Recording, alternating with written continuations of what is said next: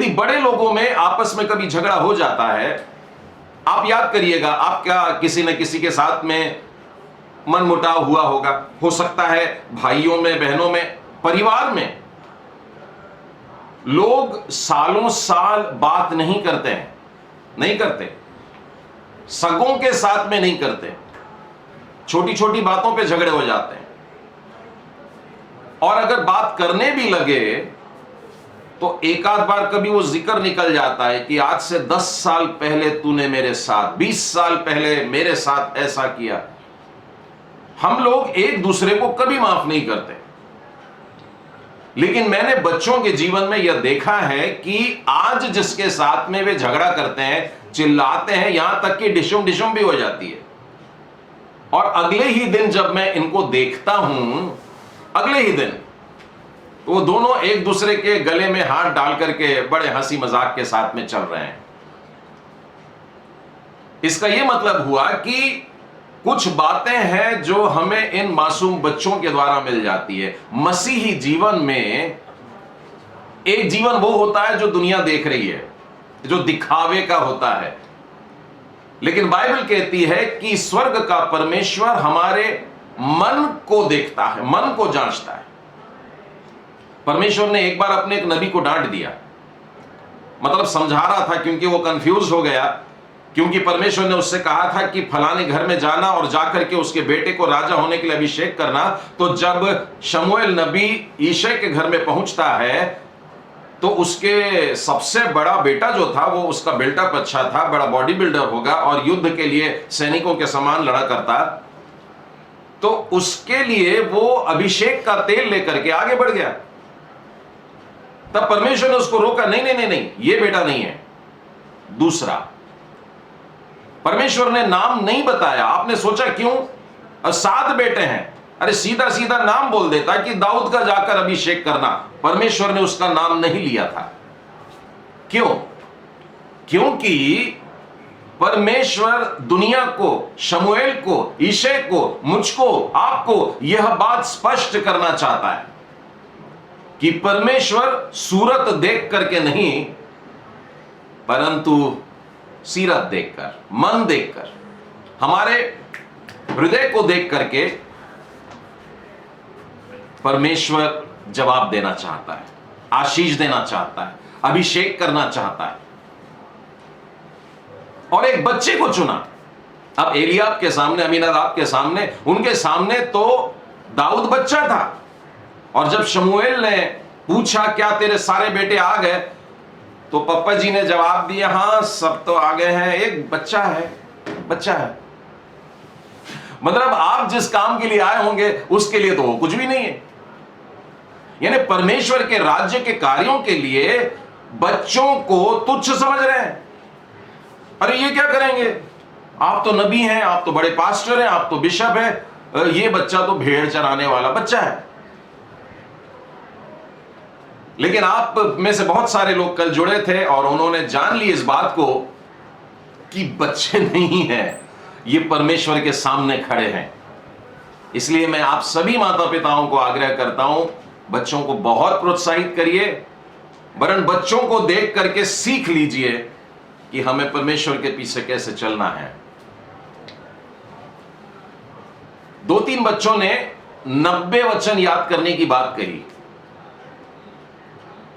लेकिन एक भी माता पिता से अभी तक मुझको यह रिस्पॉन्स नहीं आया कि हमने भी 90 वचन याद कर लिए।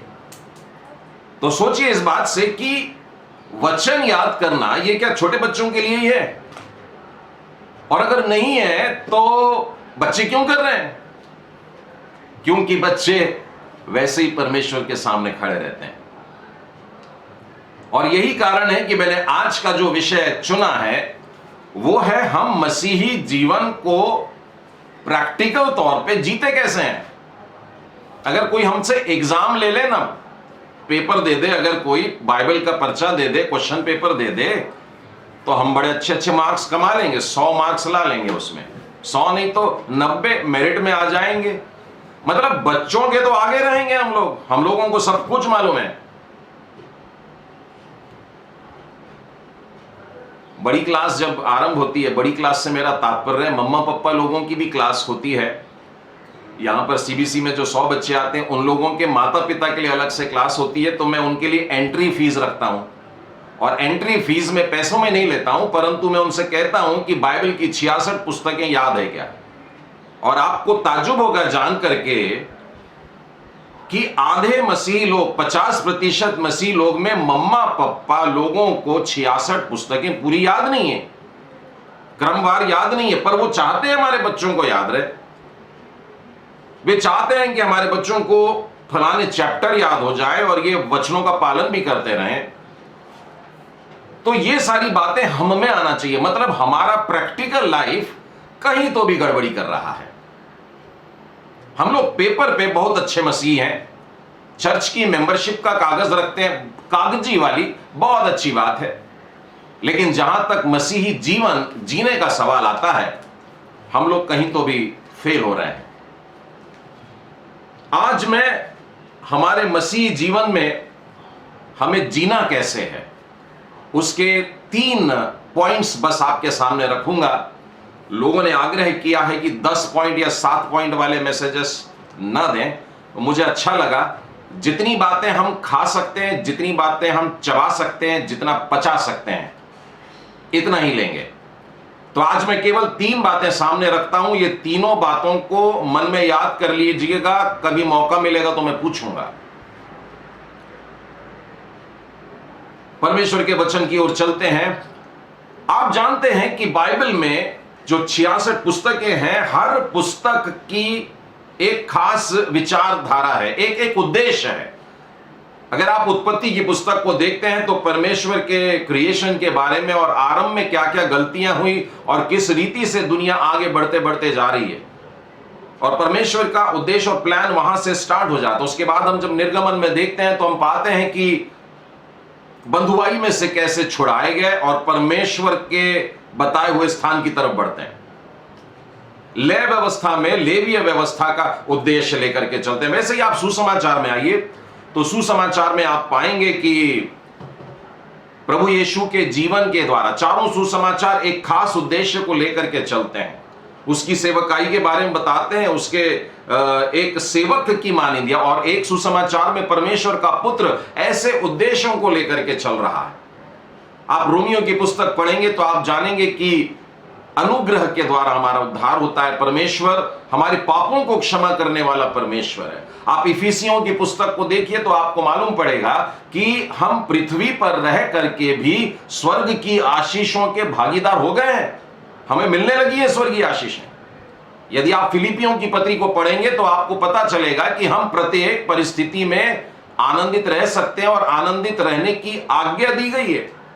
प्रकाशित वाक्य में चले तो वहां पर भी एक उद्देश्य नजर। पूरी बाइबल में सारी पुस्तकें एक खास उद्देश्य को लेकर के चल रही है, लेकिन बाइबल में एक पुस्तक ऐसी है जो मसीही जीवन को प्रैक्टिकली कैसे जीने का है वो बताती है।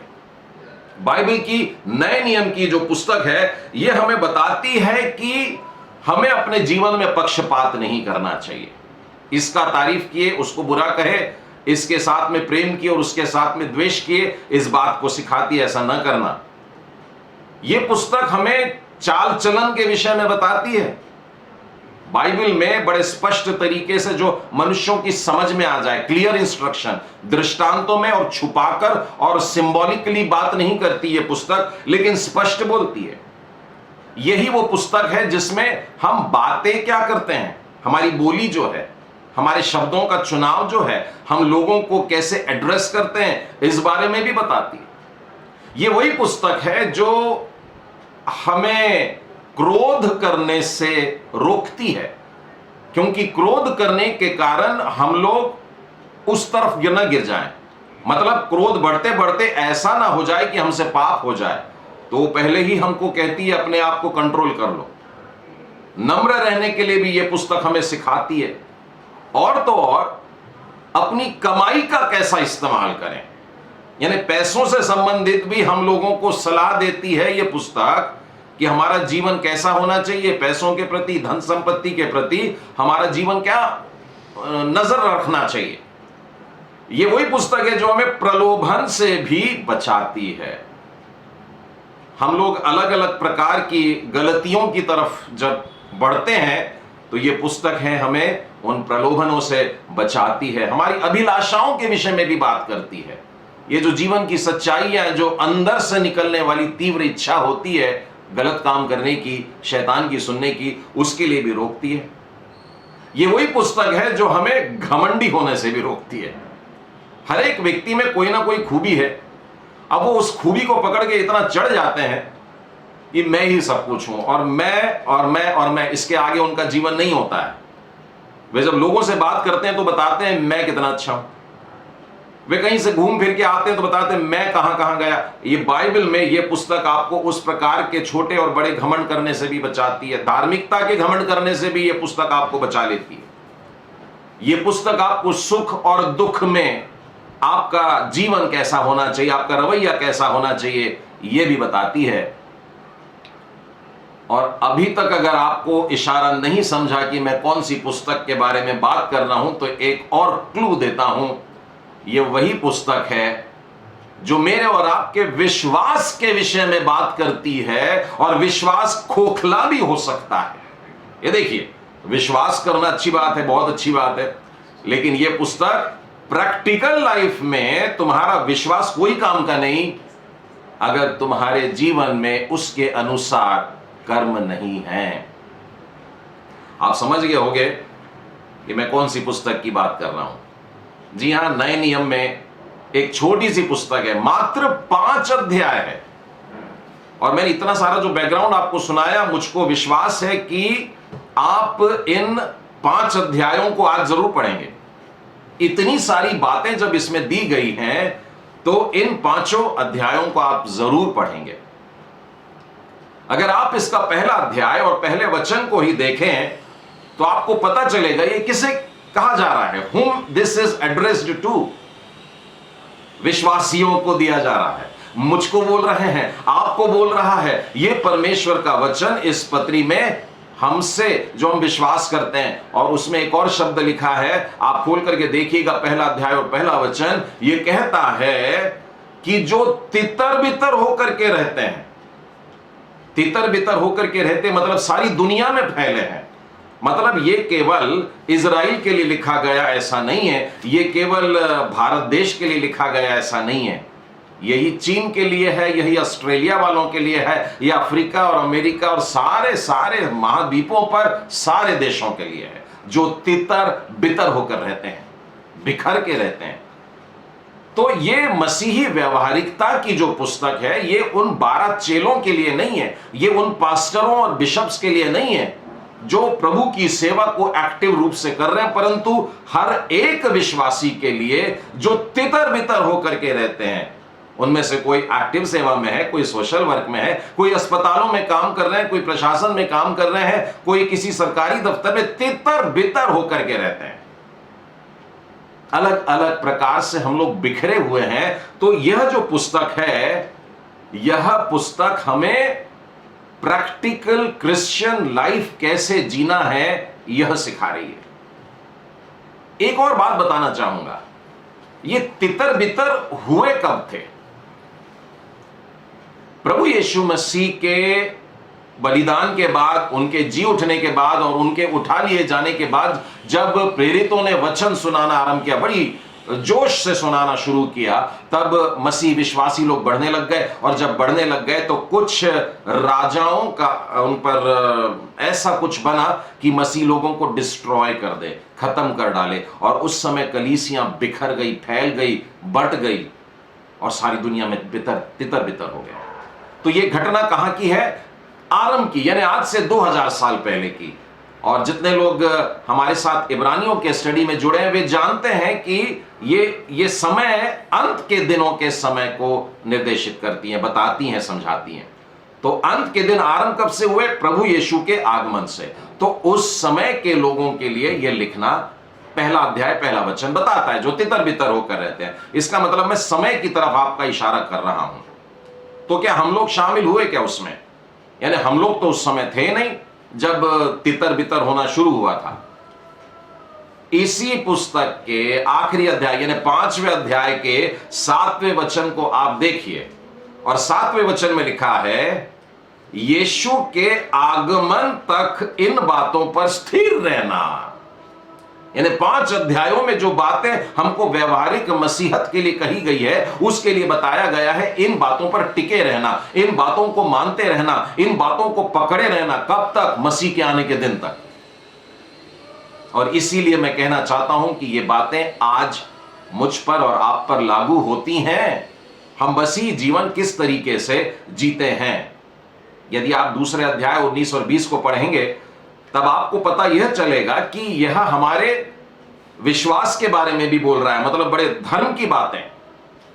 क्योंकि बाइबल की बात है तो थोड़ा रिलीजन की बात होनी चाहिए, धार्मिकता की बात होनी चाहिए। पुराने नियम में धार्मिकता बड़ा महत्वपूर्ण रखती थी, उसको छोड़ भी नहीं सकते, तो धार्मिकता के भी बारे में बात कर रही है। लेकिन अगले ही वचन में 20वें वचन में देखिए क्या लिखा है कि तुम्हारा जीवन इस संसार में कैसा रहता है, तुम कैसे कार्य करते हो। मतलब तुम्हारी व्यवहारिकता को परमेश्वर देख रहा है।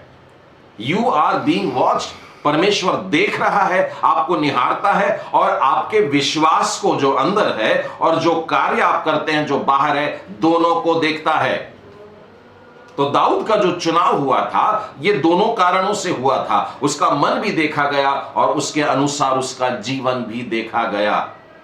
तो आज हमें आवश्यकता है कि हम इस रीति से अपने आप को जांचें और इस पुस्तक की मदद से देखें कि क्या हम परमेश्वर के स्केल में सही बैठते हैं। वो जो चाहता है कि हमारी व्यवहारिकता ऐसी हो, वैसी है या नहीं है।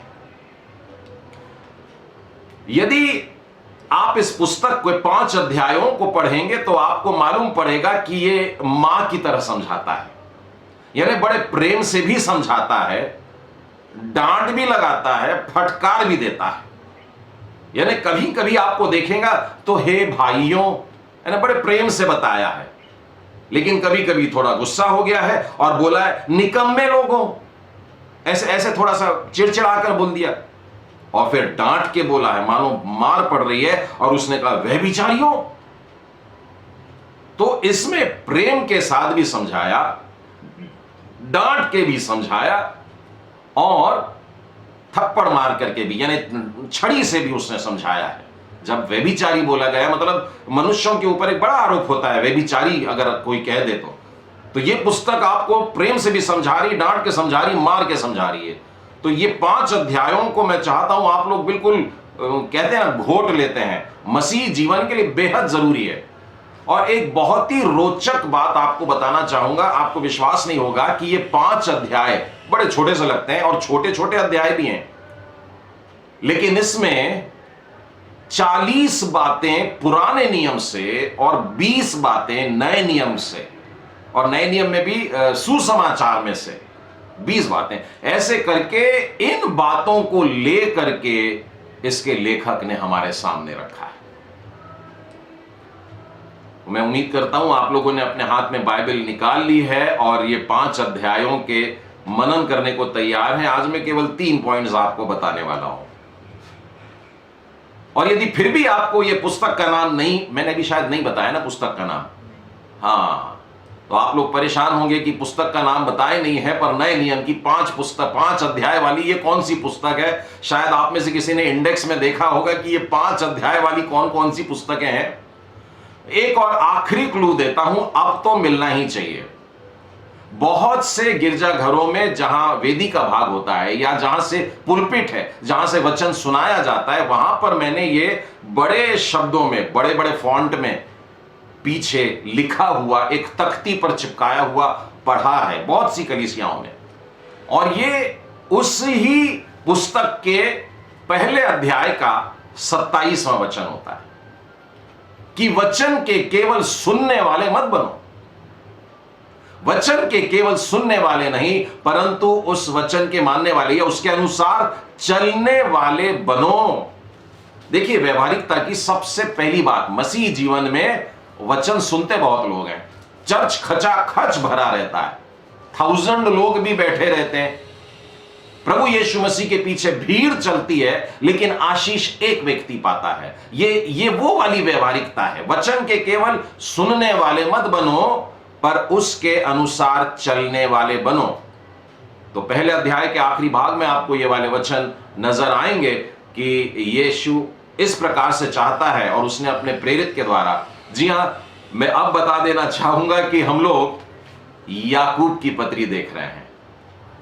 याकूब के बारे में एक बात बताना चाहूंगा, उसके बाद शुरू करते हैं। याकूब वो व्यक्ति है, आप मरकुस में पढ़ सकते हैं, यूहन्ना में पढ़ सकते हैं, जो यीशु पर विश्वास नहीं करता था। लेकिन गलातियों में आप इस व्यक्ति के बारे में पढ़ेंगे तो ये कलीसिया का खंबा कहलाता है, पिलर ऑफ द चर्च। तो परमेश्वर निर्बलों को चुनता है, परमेश्वर डरपोकों को चुन लेता है, परमेश्वर मूर्खों को चुन लेता है और खड़ा करता है। यदि आज के दिन आप अपने आप को ऐसा ही समझते हैं कि मैं विश्वास और कर्म में कमजोर हूं, मैं मसीह जीवन जीने में, प्रैक्टिकल मसीह जीवन जीने में असमर्थ हूं, तो आज का वचन ध्यान से सुनिएगा, परमेश्वर आपसे कुछ कहने जा रहा है। तो आइए हम ये 3 पॉइंट्स आरंभ करते हैं जो परमेश्वर आज याकूब की पत्री से हमसे बात कर रहा है। मसीह व्यक्ति, भाई या बहन जो भी हो, मसीह व्यक्ति अपने प्रलोभनों पर जीतता रहता है। प्रलोभन, टेम्पटेशंस। मैं एक बात आप लोगों को स्पष्ट कर दूं कि टेम्पटेशन सिन नहीं होता है। प्रलोभन जो आते हैं हमारे जीवन में, ये पाप नहीं होते हैं। यदि आप इब्रानियों का 4 अध्याय और उसका 15वां वचन पढ़ें तो आप ध्यान से देखना कि वहां लिखा है कि प्रभु यीशु हमारे ही समान उसके जीवन में हर तरह से परखा गया, उसकी परीक्षाएं हुई फ्रॉम एवरी एंगल। और मत्ती के 4 अध्याय में हम देखते हैं, लूका के 4 में भी, कि शैतान आकर के उसको पाप में फंसाने की कोशिश करता है।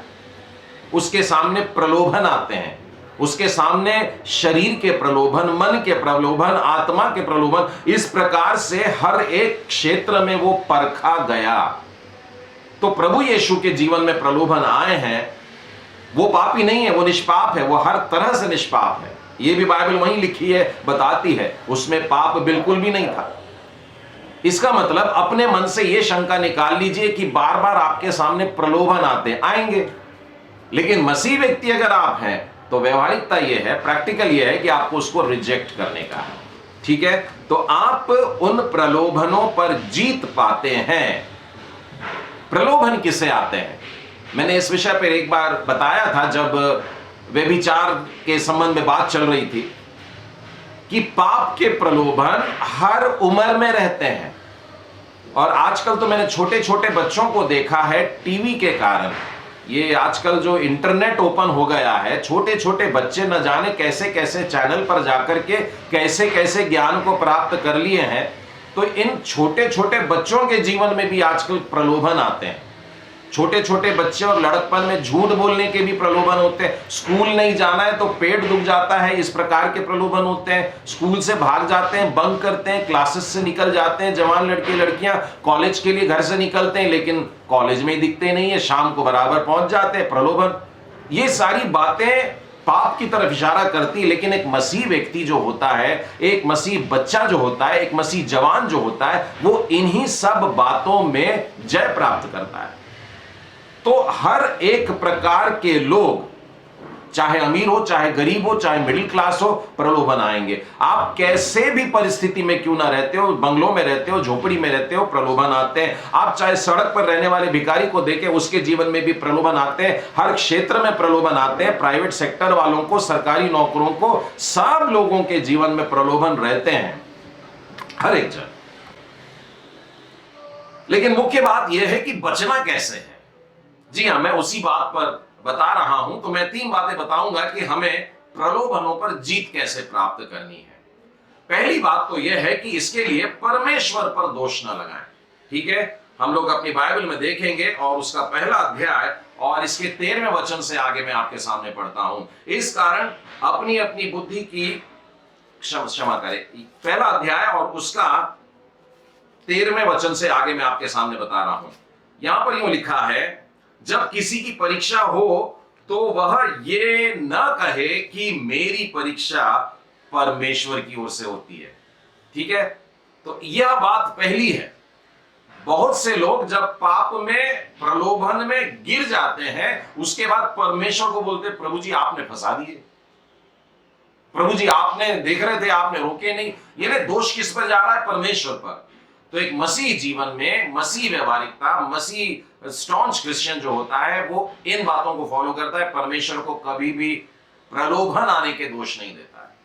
मनुष्य खुद गड़बड़ी कर रहा है। आगे लिखा है, क्योंकि ना तो बुरी बातों से परमेश्वर की परीक्षा हो सकती है और ना ही वो किसी की परीक्षा आप करता है, परंतु प्रत्येक व्यक्ति अपनी ही अभिलाषा, शब्द की तरफ ध्यान देना, अपनी ही अभिलाषा से खींचकर और फंसकर परीक्षा में पड़ता है। फिर अभिलाषा गर्भवती होती है और गर्भवती होकर पाप को जनती है। देखिए, पाप बाद में आया, पहले अभिलाषा है, वो इच्छाएं तीव्रता से जागी और वो जागने के बाद में गर्भवती हुई और गर्भवती होने के बाद में पाप को उत्पन्न करती है। फिर अभिलाषा गर्भवती होकर पाप को जनती है और पाप जब बढ़ जाता है तो मृत्यु को उत्पन्न करता है। ये मेरे भाइयों, धोखा मत खाना।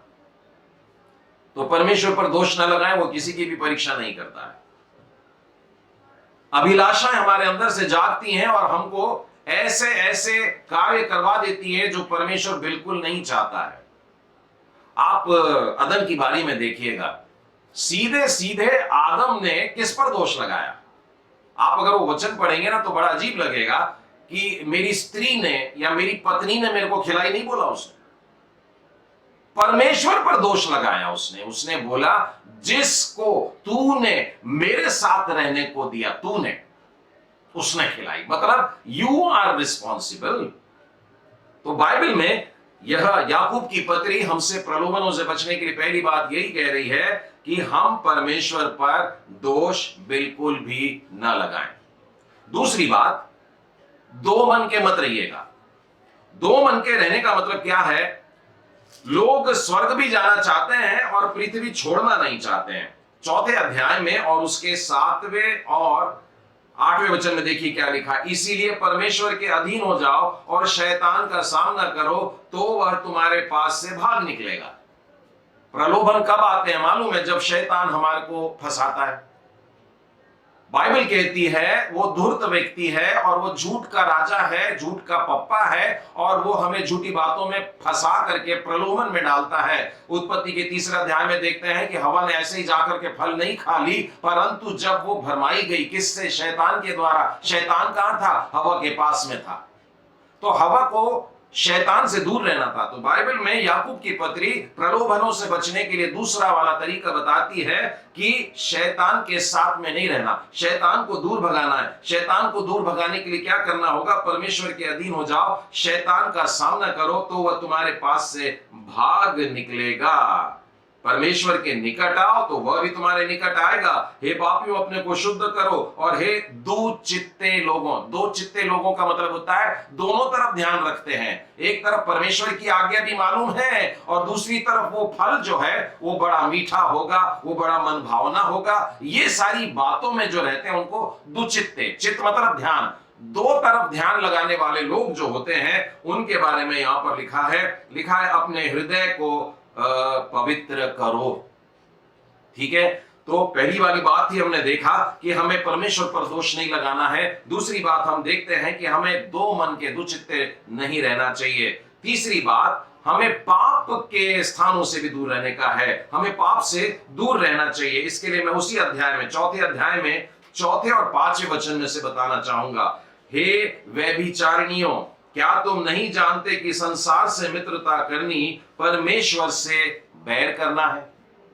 यह हमारे विचारों की बातों को जानता है और वो जानता है कि हम प्रेम करते हैं, और प्रेम किससे करते हैं? संसार से करते हैं, संसार की वस्तुओं से करते हैं, संसार की नाश होने वाली वस्तुओं से करते हैं। तो ये नहीं चलेगा। एक तरफ तो हम परमेश्वर से फ्रेंडशिप करना चाहते हैं, दूसरी तरफ हम अर्थली थिंग्स से, नाशवान वस्तुओं से प्रेम करना चाहते हैं। देखिए क्या लिखा है, हे व्यभिचारिणियों, क्या तुम नहीं जानते कि संसार से मित्रता करना परमेश्वर से बैर करना है? अतः जो कोई संसार का मित्र होना चाहता है वह अपने आप को परमेश्वर का बैरी बनाता है, क्या तुम ये समझते हो कि पवित्र शास्त्र व्यर्थ है? जिस आत्मा को उसने हमारे भीतर बसाया, क्या वह ऐसी लालसा करता है जिसका प्रतिफल डाह हो? हम परमेश्वर के जन हैं, परमेश्वर के द्वारा सिरजे गए हैं।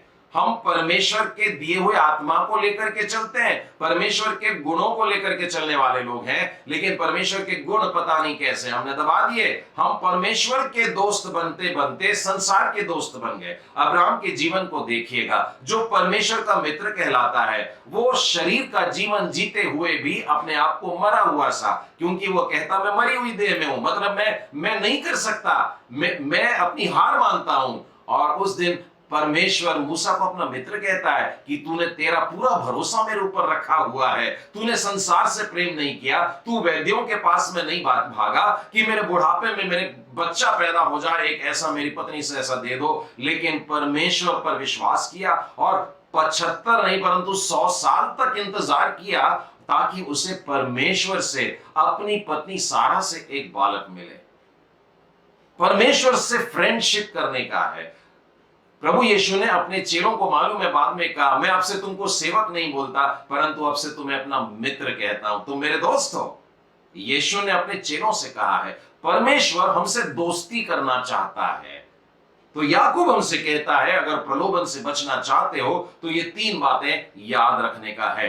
पहली बात तो यह है कि परमेश्वर पर दोष नहीं लगाने का है, दूसरी बात यह है कि 2 मन के नहीं रहने का है, और तीसरी बात की पाप की बातों से दूर रहेंगे। चलिए हम सेकंड बात की ओर आते हैं कि हमें मसीह जीवन की व्यवहारिकता में कौन सी बात फॉलो करनी है, और वो है कि हमें अपनी जीभ पर नियंत्रण रखना है। याकूब की पत्री बहुत स्पष्ट शब्दों में यह सिखाती है कि हमें अपनी जीभ पर कंट्रोल रखने का है। आइए पहले अध्याय और उसके 26वें वचन को देखते हैं। यहां पर यह लिखा है, यदि कोई अपने आप को भक्त समझे। आपको मालूम है चर्च में कितने लोग भक्त होते हैं? आप पूछे कितने धर्मी लोग हैं, लोग समझते हैं पास्टर्स का हाथ उठेगा, नहीं, पूरे लोगों का उठता है। सब लोग अपने आप को धर्मी समझते हैं, क्योंकि जो बाइबल में प्रभु यीशु ने एक बार एक उदाहरण दिया कि चर्च के अंदर लोग जाकर के प्रार्थना कर रहे थे, और जो प्रार्थना कर रहे थे वो अंदर गए और अंदर जाकर के प्रभु जी से प्रार्थना की, प्रभु जी मैं तेरे लिए ये कर रहा, मैं वो कर रहा, मैं तेरे को दान करता, दशमांश देता, उपवास करता, प्रार्थना करता, और मैं उसके समान नहीं हूं। और वो कौन था मालूम है?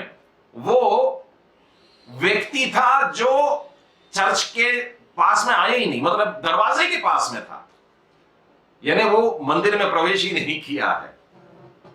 तो मंदिर में प्रवेश करने वाले वो सारे लोग जो अपने आप को बहुत धर्मी समझते हैं।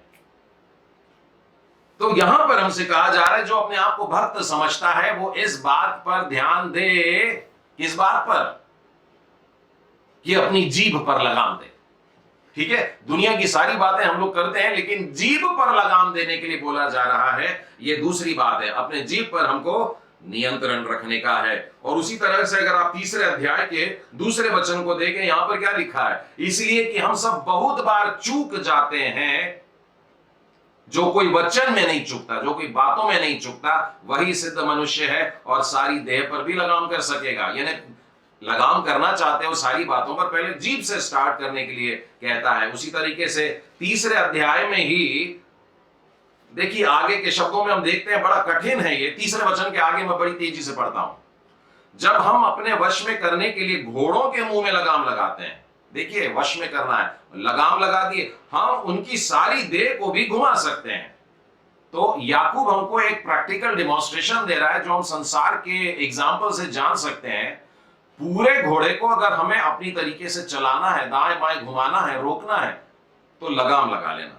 देखो जहाज अभी हमको समुद्र में लेकर के चलता है, यदि आप समझे तो इसको एरोप्लेन से भी जोड़ लें। उस समय तो पानी के जहाज थे, लेकिन जो वचन है ये आज भी लागू होता है। यही शब्द एरोप्लेन पर भी लागू होता है। कैसे? देखिए, देखो जहाज भी यद्यपि ऐसे बड़े होते हैं, ठीक है, और प्रचंड वायु से चलाए जाते हैं। आपको मालूम है एरोप्लेन कैसे चलते हैं? वे वायु के कारण चलते हैं, और तो भी एक छोटी सी पतवार के द्वारा मांझी की इच्छा से घुमाए जाते हैं।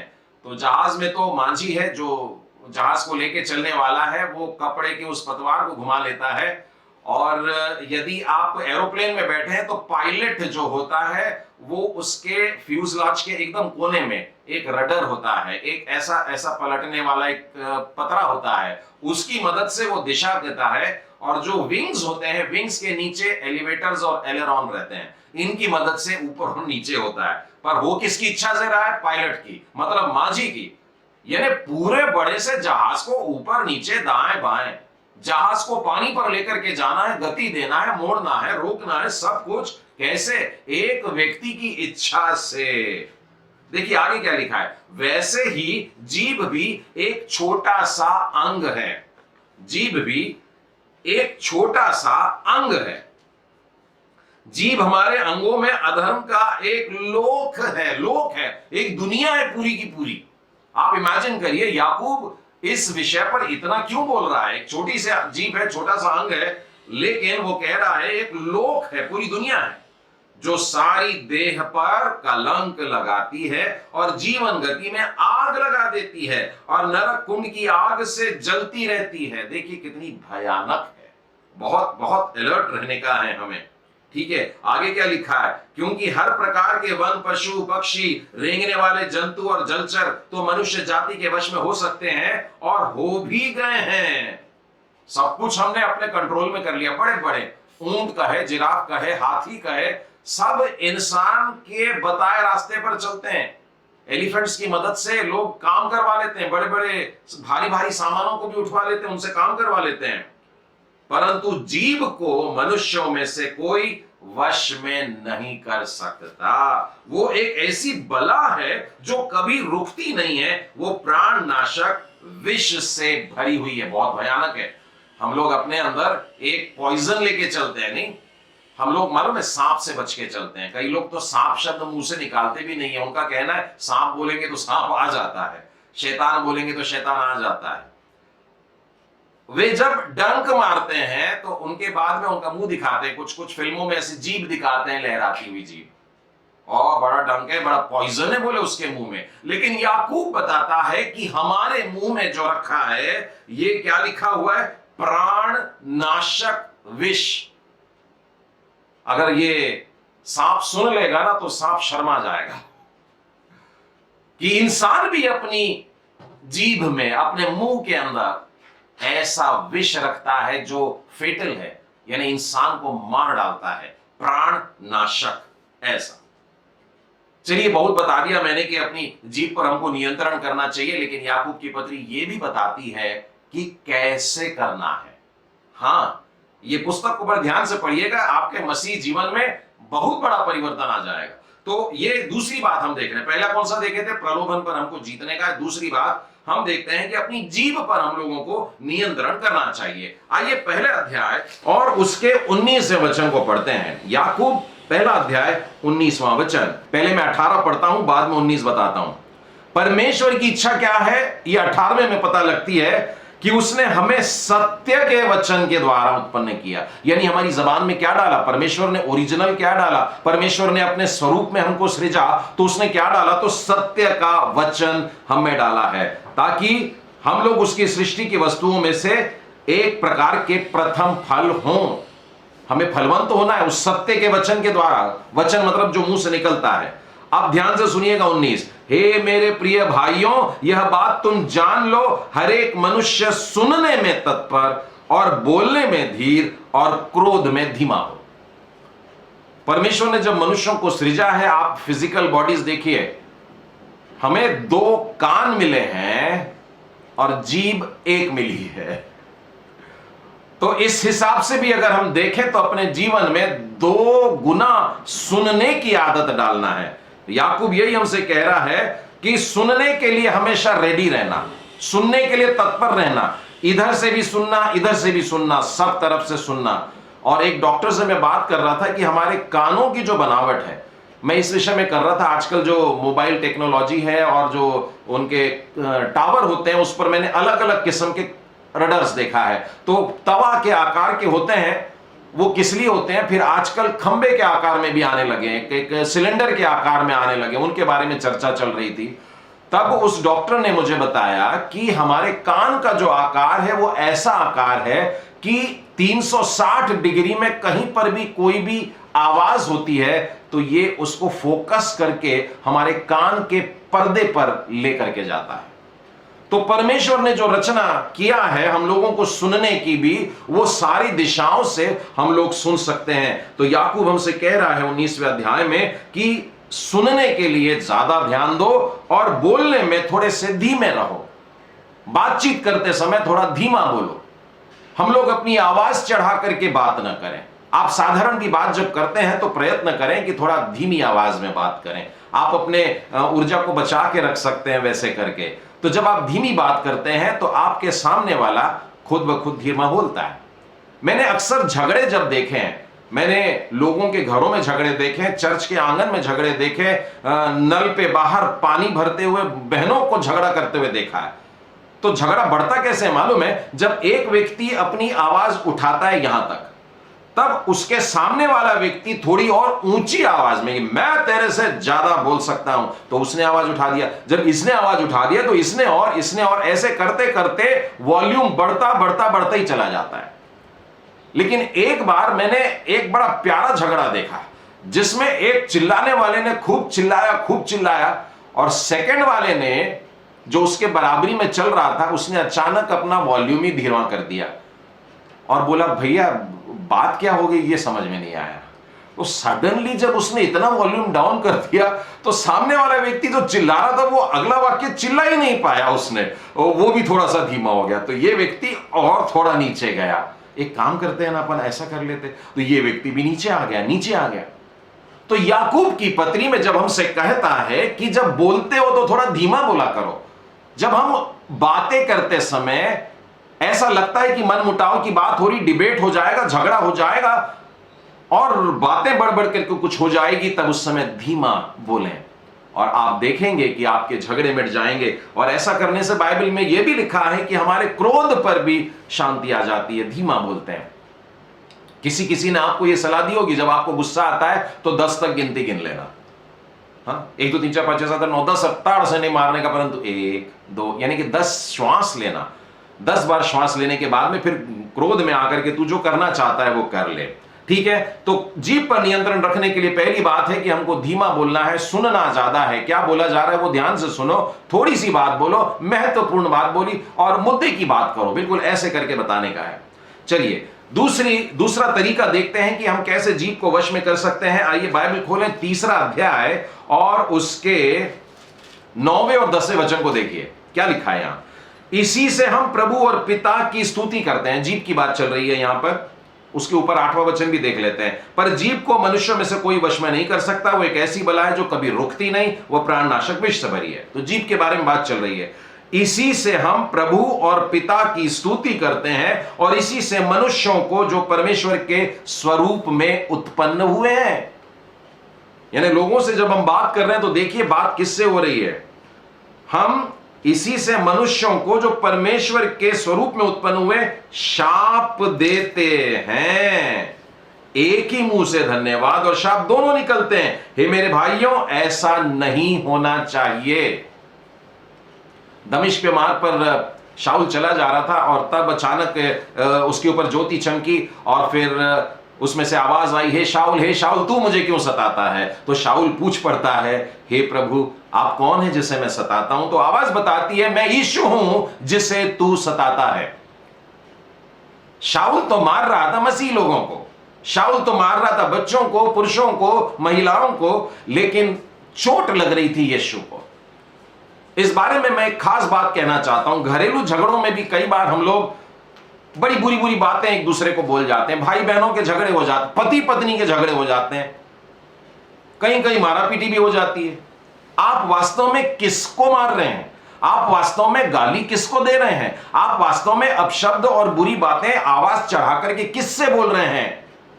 बाइबल बताती है कि हम लोग वास्तव में परमेश्वर को डांट रहे हैं, परमेश्वर को गाली दे रहे हैं, परमेश्वर को मार रहे हैं। मैं यीशु हूं जिसे तू सताता है। तो विश्वासियों के साथ में बात करते समय बहुत सतर्क रहना। बहुत से लोग तो कहते हैं अभिषिक्त लोगों के विरुद्ध में कुछ नहीं बोलना, लेकिन याकूब हमें बताता है कि ना, विश्वासियों के विरुद्ध में ही कुछ नहीं बोल सकते। परमेश्वर के स्वरूप में सृजे हुए मनुष्य के विषय में कुछ नहीं बोलना है। और सिर्फ चर्च जाने वाले लोग क्यों, परमेश्वर ने सब लोगों को बनाया है, इसलिए किसी भी व्यक्ति के साथ में बुरी बात, गंदी बात, श्राप की बात, गाली गलौज नहीं बोलना चाहिए। कई बार माता पिता डांटते हो अपने बच्चों को शैतान बोल देते हैं, बहुत बुरी बात है, कभी ना बोलें ऐसा। हमारे मुंह से गंदे शब्द नहीं निकलने चाहिए। याकूब ने हमें अपनी जीभ पर नियंत्रण करने के लिए डांट करके समझाया हुआ है। और पहली बात उसने बोला है कि हमें ध्यान रखना है कि सुनना ज्यादा है, बोलना कम है। और दूसरे वाले में कि हमारे मुंह से श्राप कभी नहीं निकलना चाहिए। और दूसरी बात उसी में यह कि गंदे शब्द नहीं निकलना चाहिए। गाली जिसको कहते हैं, गंदे शब्द होते हैं, ऐसे कभी भी नहीं निकले, क्योंकि ये ऐसा करने से आप व्यक्ति को नहीं परंतु परमेश्वर से गंदी बातें कर रहे हैं, उसको श्राप देते हैं। ठीक है, 3 बातें देख रहे हैं, तो हम तीसरी बात की तरफ आएंगे। 5वां अध्याय और उसके 12वें वचन को देखिए। हे मेरे भाइयों, सबसे श्रेष्ठ बात यह है कि शपथ न खाना, न स्वर्ग की, न पृथ्वी की, न किसी और वस्तु की, पर तुम्हारी बातचीत हां की हां और नहीं की नहीं हो, कि तुम दंड के योग्य ठहरो, कि दंड के योग्य न ठहरो। तो किसी भी प्रकार से झूठ नहीं बोलना है। मनुष्यों का जो वैल्यू होती है ना, ये उसकी जुबान से होती है। जिस व्यक्ति ने आपके साथ में एक बार झूठ बोल दिया ना, आप जिंदगी भर उस पर भरोसा करने के लिए हिचकिचाएंगे। वो झूठा मनुष्य, उसके पर भरोसा नहीं कर सकते।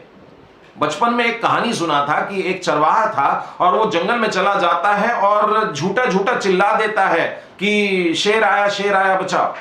और पूरे गांव वाले दौड़ करके आते हैं, और जब गांव वाले दौड़ करके आते हैं तो सब हैरान रह जाते, कहां है शेर, कहां है शेर। और ये वहां बैठ करके बड़े जोर जोर से हंसता है, खिलखिलाता है, क्या मजा चखाया। तो लोग अपने मन में ये बात बांध लेते हैं कि ये झूठा व्यक्ति है, और जिंदगी भर कभी उस पर विश्वास नहीं करते। और यही चरवाहा एक दिन जब मुसीबत में पड़ता है और सचमुच में एक चीता आ जाता है और उसके भेड़ों को पकड़ने लगता है, तब फिर से एक बार बड़े जोर जोर से चिल्लाता है, बहुत जोर जोर से चिल्लाता है। लेकिन गांव वालों को जब आवाज आती है तो वो समझ जाते ये वही है। कौन? वो झूठा व्यक्ति है। तो अपनी वैल्यू जो है वो गिराओ मत। जब कड़वा हो तो भी सच ही बोलना, झूठ बोलना नहीं, सच बोलना। एक बार लोगों को चुभता होगा, लेकिन आपका आदर बढ़ जाता है उनकी नजरों में कि यह व्यक्ति सहने को तैयार है, लेकिन सच बोलता है।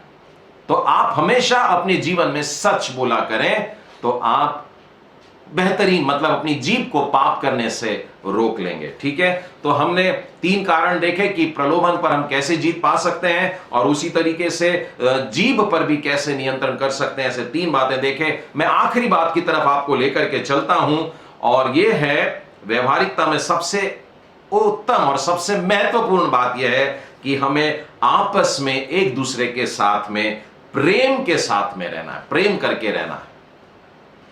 देखिए, संसार में जो ज्ञान हमको मिलता है ना, ये हमारे अंदर घमंड उत्पन्न कर सकता है, लेकिन बाइबल हमसे कह रही है कि वो वाले ज्ञान के पीछे नहीं, परंतु परमेश्वर जो बुद्धि प्रदान करता है उसके पीछे हम लोगों को पढ़ना चाहिए। 3रे अध्याय और उसके 13वें वचन से आगे मैं आपको पढ़ के बताता हूं, तुम में ज्ञानवान और समझदार कौन है।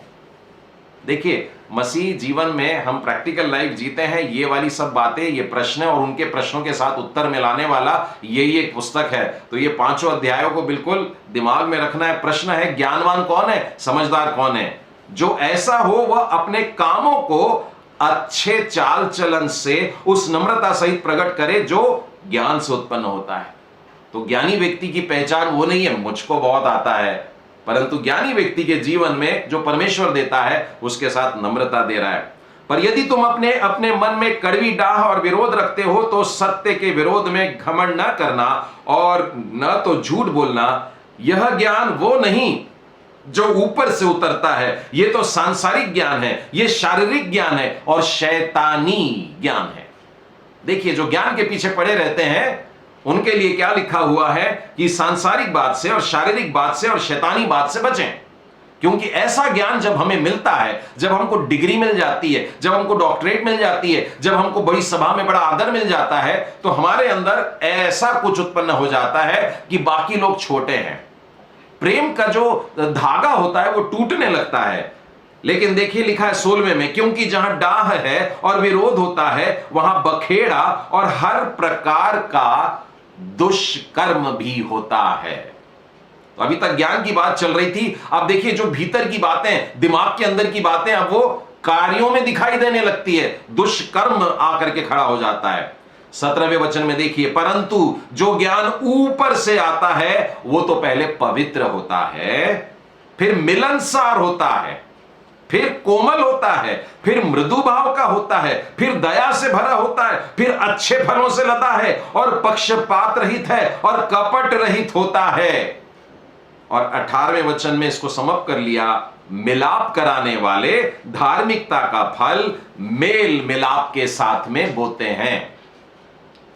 तो जो ज्ञान हमें किताबों से मिल रहा है, जो ज्ञान हमें संसार से मिल रहा है, उसके पीछे ना पड़े, परंतु अगर वास्तव में दुनिया से प्रेम करना चाहते हो तो परमेश्वर से प्रेम मांगे, परमेश्वर से ज्ञान मांगे, परमेश्वर से बुद्धि मांगे। क्योंकि जब परमेश्वर ज्ञान और बुद्धि प्रदान करेगा तो यहां पर लिखा है उसके साथ साथ पवित्रता देगा, मिलनसार और हमारा कोमल स्वभाव और नम्र हृदय और दयालु बनाएगा, मृदु भाव बनाएगा, फलों से लदा हुआ बनाएगा, पक्षपात से दूर रखेगा, कपट से और डाह से दूर रखेगा। ऐसी वाली बात हमें परमेश्वर से प्राप्त करनी है। कैसे होगा? ये प्रेम करने का है। 3 कारण देखते हैं जल्दी जल्दी। वो पहली बात है कि हमें दूसरों पर दोष नहीं लगाना है। यह हमको मिलता है 4थे अध्याय और उसके 11वें और 12वें वचन में, हे भाइयों एक दूसरे की बदनामी मत करो। आपको अगर संसार में एक दूसरे के साथ मिल करके रहना है तो बदनामी करना छोड़ दो। इस बारे में यह भी बताना चाहूंगा कि कौन मनुष्य है जो एकदम परफेक्ट है। बुरा जो देखन मैं चला बुरा न मिलिया कोई, जो मन खोजा आप ना मुझसे बुरा ना कोई। हम में से हर एक जन जानता है, अपने जीवन की सच्चाई जानता है कि हम अच्छे नहीं हैं, हम शुद्ध नहीं है, हम पवित्र नहीं है, मैं 100% नहीं हूं। मैं कैसे करके किसी के ऊपर दोष लगा सकता हूं? बच्चों को अक्सर बताता हूं, एक उंगली ऐसे उठा करके बोले तो 3 उंगली अपनी तरफ रहती है, यानी उसमें एक दोष है तो मेरे में 3 दोष है। यीशु के पहाड़ी उपदेशों में बड़ा सुंदर वर्णन है कि दूसरे की आंख का तिनका निकालने के पहले, तिनका बारीक सा निकालने के पहले अपनी आंख का लट्ठा निकाल ले। बदनामी नहीं करना, मेल मिलाप के साथ में रहना चाहते हो। मसीह समाज मिलकर के क्यों नहीं रहता आज? चर्चेस में झगड़े क्यों होते हैं आज? क्योंकि हम याकूब के 4थे अध्याय के इस 11वें वचन को फॉलो नहीं कर रहे हैं, बदनामी करने में लगे हैं। अच्छे काम करो तो भी बदनामी होती है, ट्रेजरर बन गए तो वैसे ही लोगों के आंख खड़ी हो जाती हैं। अब बहुत सारी बातें हैं, लेकिन बाइबल हमसे कहती है बदनामी मत करो। यह सोच करके मत करो कि ऐसी बातें मेरे अंदर भी हैं। देखिए आगे लिखा है, हे भाइयों एक दूसरे की बदनामी मत करो। जो अपने भाई की बदनामी करता है या भाई पर दोष लगाता है वो व्यवस्था की बदनामी करता है, वो व्यवस्था पर दोष लगाता है। और यदि तू व्यवस्था पर दोष लगाता है तो तू व्यवस्था पर चलने वाला नहीं पर तू उसका हाकिम ठहरा। व्यवस्था देने वाला और हाकिम तो एक ही है जो बचाने और नाश करने में समर्थी है। पर तू कौन है जो अपने पड़ोसी पर दोष लगाता है? यीशु ने कहा इसलिए दोष मत लगाओ ताकि तुम पर भी दोष न लगाया जाए। दूसरी बात, मेल मिलाप बनाए रखने के लिए एक बात ध्यान में रखना कि कोई भी मनुष्य से आप बहुत अधिक अपेक्षा ना करें। हम लोग बड़े निराश हो जाते हैं नहीं क्या जब अपेक्षा करते हैं। मैंने बहुत सारे माता पिता को देखा है जो अपने जवान बच्चों के लिए बड़े उदास हो जाते हैं, बड़े रो देते हैं। मैंने सोचा था मेरा बच्चा ऐसा करेगा और वैसा नहीं करा। मैंने कहा क्या हो गया? बोले देखिए ना सिर्फ 85% लाया है। आपने कितना सोचा था? कम से कम 90-95 कुछ लाना।